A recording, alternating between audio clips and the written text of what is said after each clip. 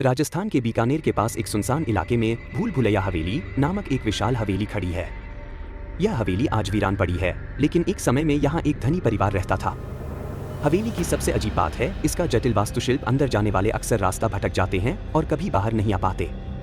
गांव वालों का कहना है कि रात में इस हवेली से बच्चों की हंसी, चीखें और फर्नीचर खिसकने की आवाजें आती हैं। यह हवेली 1800 के दशक में एक अमीर सेठ मोहनलाल ने बनवाई थी। सेठ अपनी पत्नी और 2 बच्चों के साथ यहाँ रहते थे। कहते हैं कि मोहनलाल ने अपनी संपत्ति बचाने के लिए हवेली को एक जटिल भूल भुलैया जैसा बनाया था, ताकि कोई चोर या दुश्मन अंदर जाकर बाहर न आ सके।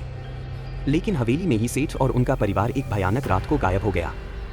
गांव वालों का कहना है कि उस रात हवेली से अजीब चीखों और दरवाजों के जोर जोर से बंद होने की आवाजें आई थीं। जब सुबह लोग अंदर गए तो उन्हें परिवार के खून से लिखे हुए संदेश मिले।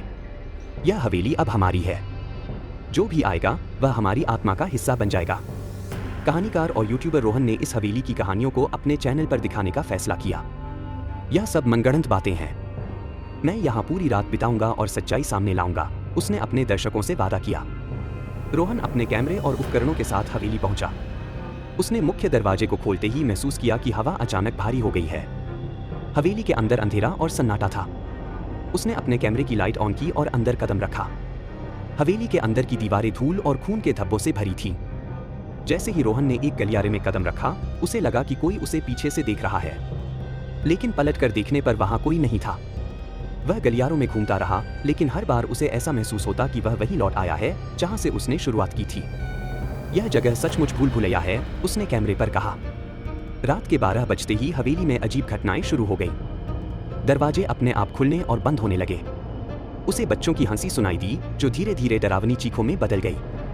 जैसे ही रोहन एक कमरे में गया, वहां उसने देखा कि एक पुराना झूला धीरे धीरे अपने आप हिल रहा है। झूले पर बैठा एक धुंधला सा आकृति नजर आया, एक छोटी बच्ची। तुम यहाँ क्यों आए हो? वह धीरे से बोली।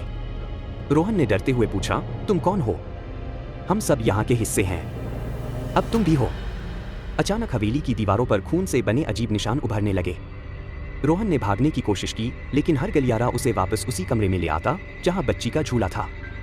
अगली सुबह गांव वाले हवेली के पास पहुंचे। वहां रोहन का कैमरा और सामान पड़ा था, लेकिन रोहन गायब था। कैमरे की रिकॉर्डिंग में सिर्फ एक बात बार बार सुनाई देती थी, यह हवेली अब तुम्हारी आत्मा की भी मालिक है।